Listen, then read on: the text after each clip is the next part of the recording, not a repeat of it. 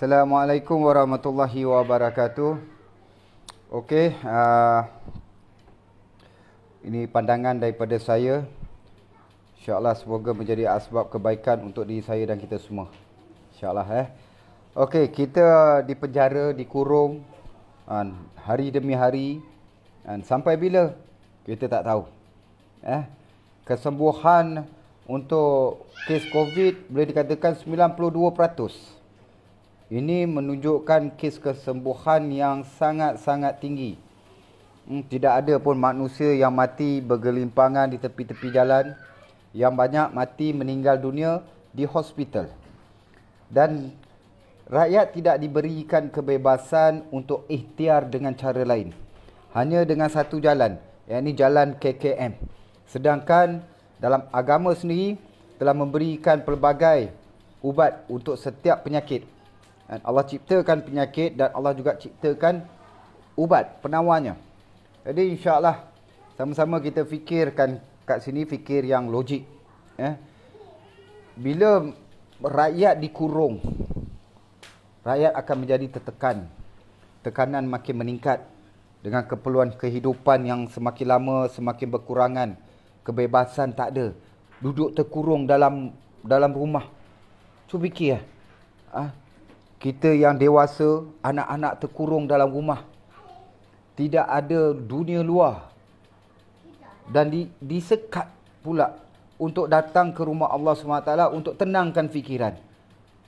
Sedangkan rumah Allah SWT itu tempat yang terbaik di dunia ini, tempat yang terbaik di kawasan-kawasan kita, di kampung-kampung kita, di daerah-daerah kita adalah masjid, rumah Allah SWT.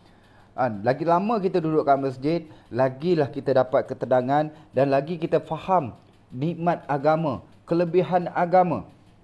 Tetapi hari ini disekat-sekat. Saya pun tak faham kenapa pemimpin kita, agamawan kita tak boleh nak buka minda.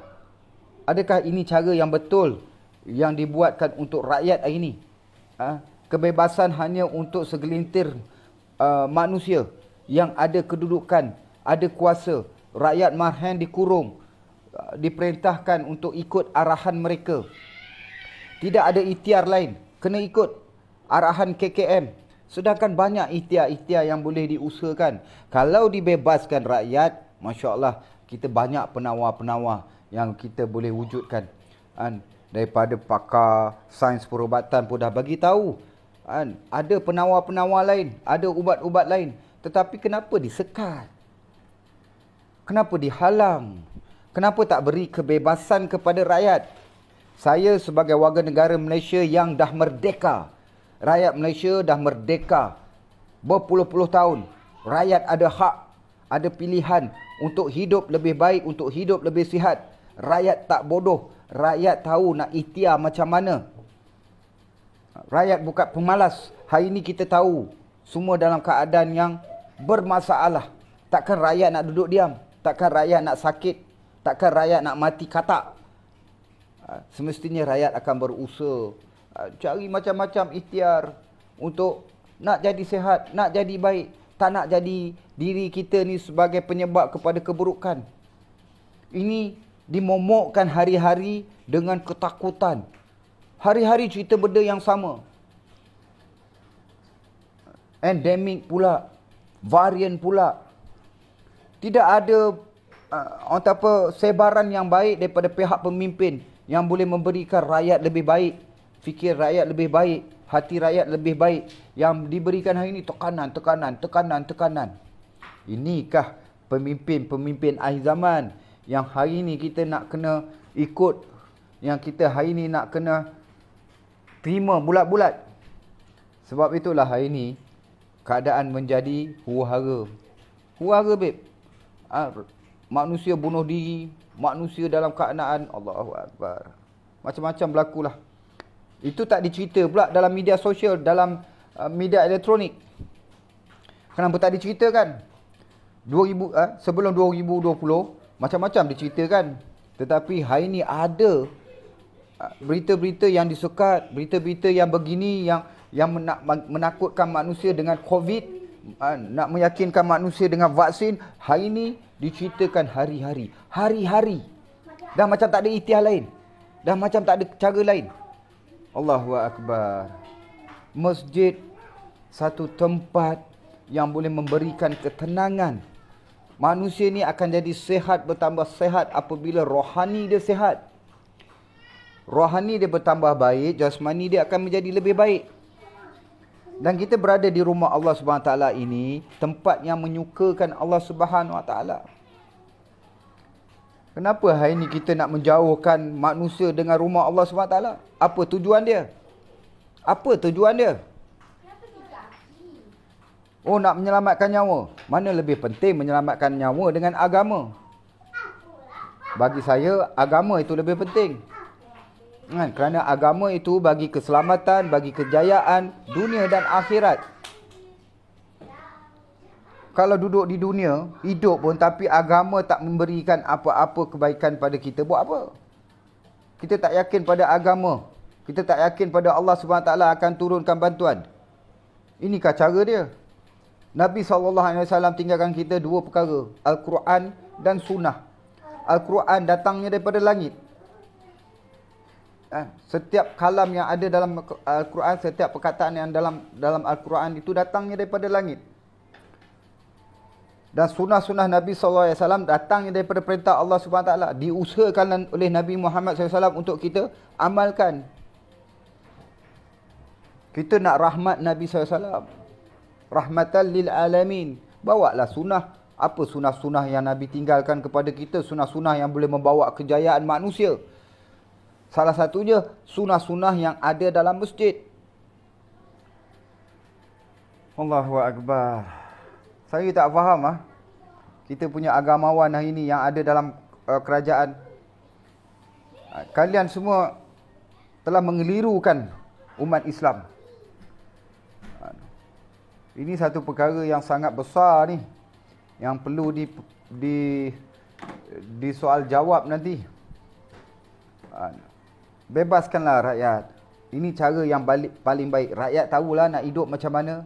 Rakyat tahulah nak selamat macam mana. Rakyat tahulah nak cari ubat. Macam-macam ubat ada.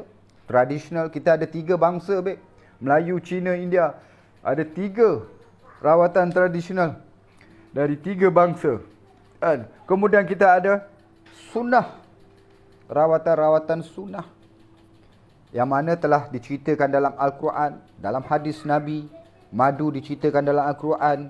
Habatus saudah diceritakan dalam hadis Nabi. Kenapa kita tak percaya cakap Nabi? Kita nak percaya cakap akhir zaman punya perkataan ke? Allahu Akbar. FB live saya hari ni kena block. Sebulan lagi baru boleh buat live. Sampai kena block, bet. Macam aku ni penjenayah. Macam aku ni menggugat ketenteraman negara. Kita share pun bukan share pasal apa. Share benda yang sama.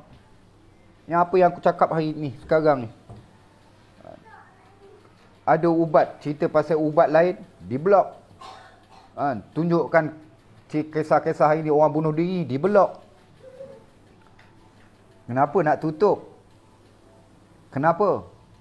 Terang-terang menunjukkan apa yang berlaku hari ni. Terang-terang menunjukkan tidak ada ketulusan, kejujuran dalam menjaga negara dan rakyat. Wallahi. Bebaskan rakyat. Jangan kurung rakyat, jangan penjarakan rakyat. Kerajaan milik rakyat.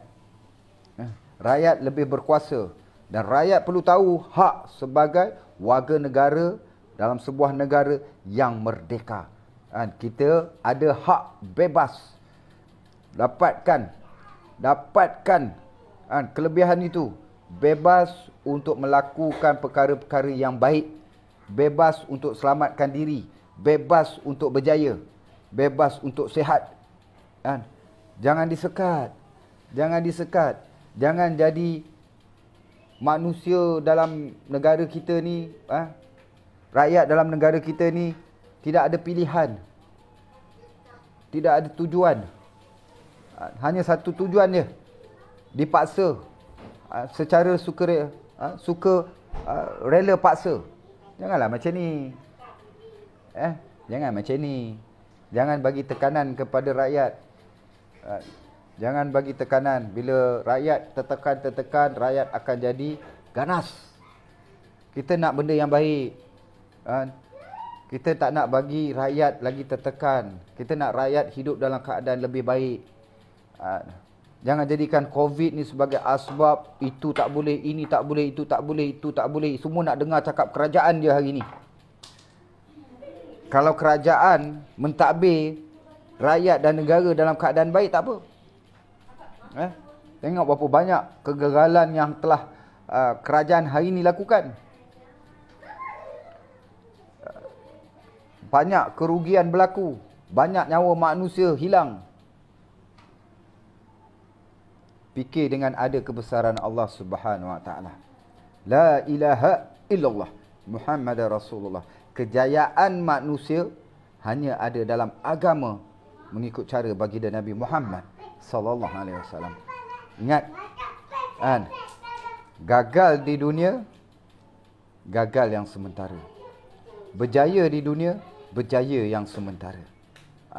Kita hari ini nak berusaha untuk dapat kejayaan di akhirat. Kat mana nak dapat kejayaan di akhirat?